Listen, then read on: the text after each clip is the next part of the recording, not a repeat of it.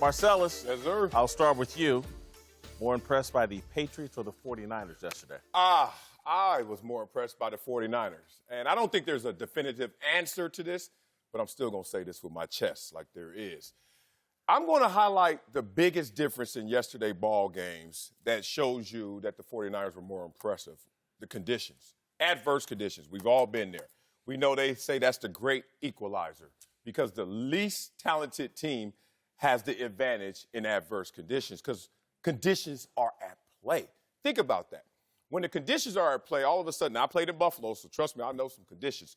When your mind and energy can't be transferred and directed just at your opponent, the other color, but also mentally, physically, in leverage, in situations, how to play through the conditions, that's not a neutral playing field. What we saw in San Francisco, nice conditions, a team coming in with an MVP candidate, a team coming in with a good offense, some say great at times, and getting neutralized to the tune of that same quarterback had 104 yards.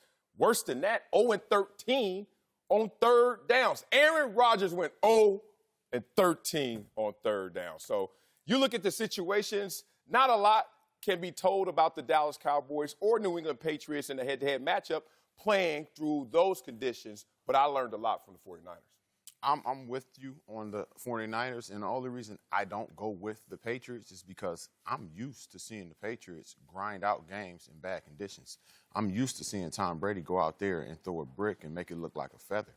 I'm used to seeing Julian Edelman pull in catches and make plays. I'm used to seeing Belichick out-coach the other coach. The reason I'm more impressed with the 49ers is because they just really went out there and dominated and dogged a team and made them give up any hope or reason that they had to even still stay out there. I think when you go 0-13 as a quarterback, as Aaron Rodgers, barely getting over 100 yards, even when their first game, it was, 10-3 against Chicago, and they ended up winning that game. They still had 10 points. He still had almost, I believe it was 200 yards. He barely broke 100 this game. And you're talking about late in the season when you should be playing your best ball as a team. And they did not do that. And the 49ers went in there and imposed their will. I hate to agree with y'all and make it a third person, but they throttled Aaron Rodgers and they throttled the Green Bay Packers. They throttled them on offense, they throttled them on defense, and they throttled them in special teams. They won in every phase. Garoppolo, thou loosed him, and that thou loosing was a whooping. That was not a thou loosing, and he threw the ball away or anything like that. He played very well. The play calling was outstanding. Kyle Shanahan's play calling, it was as masterful as I've seen in the game. It was easily by far the best play calling of Sunday. And the defense, it goes without saying, they were very dominant. And to do what they did against Aaron Rodgers was, to me, I mean, that's a once-in-a-lifetime thing, once-in-a-career thing you see happen to that type of a talent. Okay, I can't really push back against y'all. Right. Y'all have made great points, and there's certainly truth on your side. But no one comes out of that game like, man, the Packers were a little overvalued. They're not as good as their record said. That's where I marked them because, and again, what San Francisco did was amazing. But I really left there like, man, Green Bay's not what I thought they basically beat them boys by almost 40 points. The 8 points they did get, that was just garbage. I don't care how far you overvalue them unless you're saying they're at the value of below Cincinnati. It's no way as a team with a record that you come in and get beat that bad. And I'm thinking if I run with that logic, okay, they're not as good as their record is, but the Cowboys weren't as bad as their record was. So I'm looking at the Cowboys like they should be better than that, but they are more talented than what that record says. 49ers beat a better team. As Bill Parcells says, you are what your record says you are. But also, if you look at Aaron Rodgers, statistically, career worst game? Like, Aaron Rodgers had his worst game ever against who? 49ers. Is that by coincidence or correlation? That was because they caused that to occur. So Dak Prescott, with some inflated numbers by those who are critics of his game, say, Dak Prescott's not the best thrower in our game, even though the numbers suggested he was. Aaron Rodgers, with his resume, no one's going to ever say that he's second fiddle. And yesterday, he looked JV out there. Dak Prescott outperformed Tom Brady. Oh, stop it. Dak Prescott outperformed Tom Brady. Yes, stop he did. it. He was consistently inconsistent. That's why he got a pick. He threw it late, and he threw it out of place. No. They were very inconsistent on catching the balls, more specifically Jason Witten. There were so many balls that those guys let Dak Prescott down in making those. You got to make the catches when the ball is there. They were drops, and when I looked at what Prescott did, and especially in the second half of the game, I can agree that he did not play very well in the first half of that game. But the second half of that game, Dak Prescott almost single-handedly was the reason why they were able to win that game. Listen, I do think Dak played well in the second half. I think Tom Brady played a complete football game. The stats don't say it. You talk about the guy that had some drop balls. It was Tom Brady. It was N'Keal Harry. He threw him 4 times. He only caught one of them, and a couple of them were right on the money. Tom Brady out there with JV wide receivers or whatever, and to accomplish what he did, it blew my mind. I thought that was the best game I've seen from Tom Brady this year. I don't want to downgrade Dak because I did. In the second half, I thought he played winning football, and Jason Garrett is the biggest scapegoat coming out of there. But I don't want – again, I love taking pot shots at Brady and Belichick, but not today. That was very impressive. All right, let's move to this.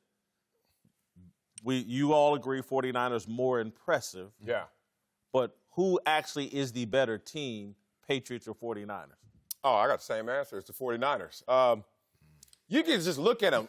How do you want to attack them? You still getting checks, James? I want to know how we're going to answer this right now. That was get some loud. like, you got bubble guts. Let me say this. I'm looking at the 49ers like, how do I attack them? If Jimmy G is on his game, which Jimmy G of late has been on his game, how do you attack this team? This team is number 2 in scoring offense and number 1 in total defense.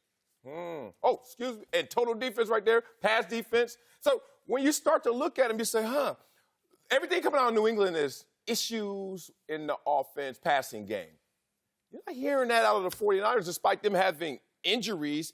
They're actually ascending where you're looking at the Patriots and not seeing the same thing. So I'm looking at it like the 49ers because they're just a well-rounded team.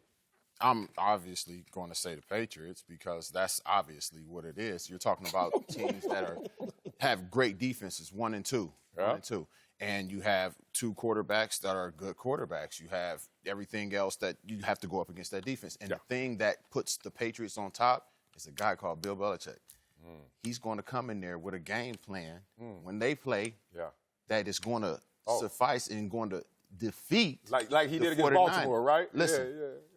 Let's bet it if it happens again. I ain't got to bet you. already saw it. What you mean? I'm going to bet you forward when I already saw it happen. He got a chance to see it. Once you get a chance to see it and you sit back, you watch the tape, you get an opportunity to see your players actually against what it is that you got to go up against again. It's going to be different. Well, Belichick back to what I was talking about. He's 3-6 in repeat matchups in the same year. So what you going to say about that? 3-6, not winner. I'll still put my money down on it. I can't go against the GOAT until the GOAT dead. Okay? But I'm like I said, I'm going with the 49ers because I'm going with the Patriots because the coaching is what's going to take them over the top. You have the players. You have a corner that is playing lights out. This man did not get a catch. Now I put him over there and I take away one of Jimmy's targets. Whatever that target is, I'm just scratch him off. He's gone. Yeah. I'm gonna let McCourty and them do whatever they go do with the other one, and I'm gonna have this defense go ahead and just get fired up and peel their ears back.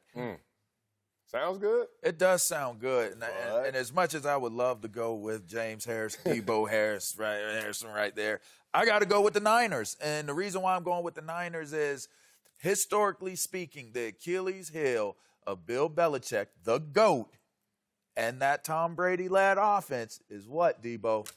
A defensive line.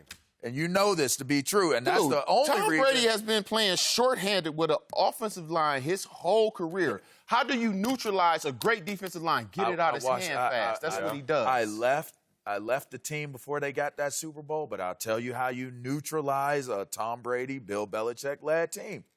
A D-line. All right, that D-line with O.C. Umenyiora, Justin Tuck, and Mike Strahan, Matthias Kiwanuka, they dismantled them in those Super Bowl games.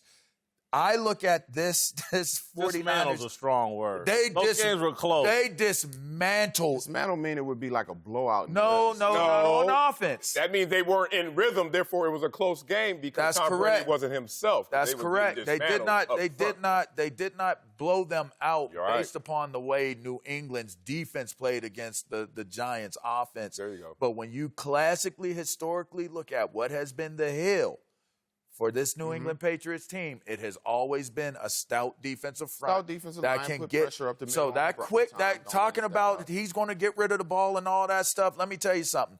If they can do what they did to Aaron Rodgers last night, I'm sorry. Man. Anybody who lines up against them is going to have some trouble outside of Lamar Jackson. Okay, well, we keep talking about Aaron Rodgers, and that's appropriate. But Matt LaFleur is the actual coach of the Packers. And if you think Bill Belichick, he's not Matt LaFleur. He's the greatest of all time.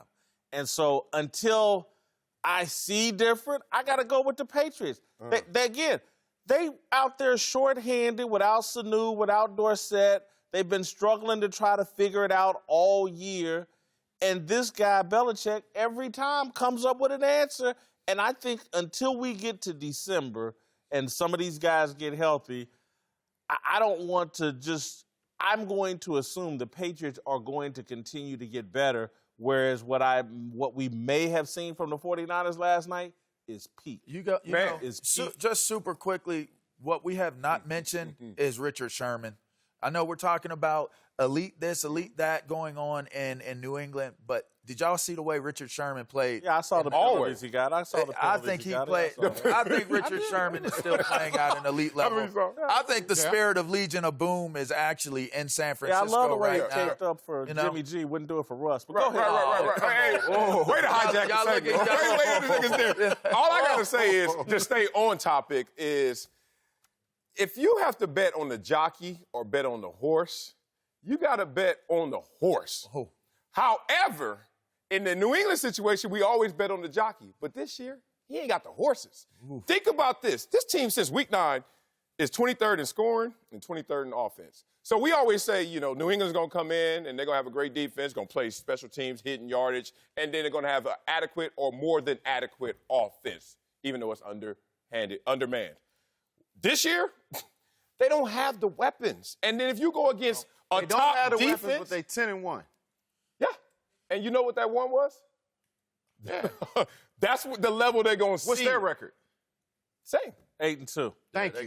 No, I'm talking about the 49ers. Browns. You said the one. The one they're going to see. Oh. The team they're going to see. I'm trying to stay on topic, but I love y'all.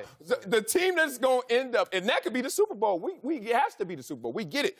But if it's not that, then it's a Baltimore with a less record, but who obviously beat them and beat them easily. That wasn't a close contest. And you think that they're going to correct all their ills. How are they going to correct their ills of late?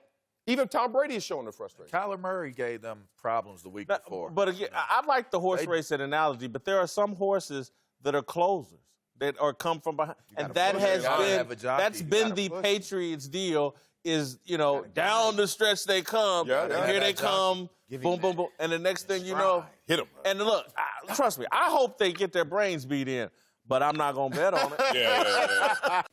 Thanks for watching. Subscribe here to get the latest from the show. And be sure to check out more of the best clips from Speak For Yourself or go watch a few segments from our other shows on FS1.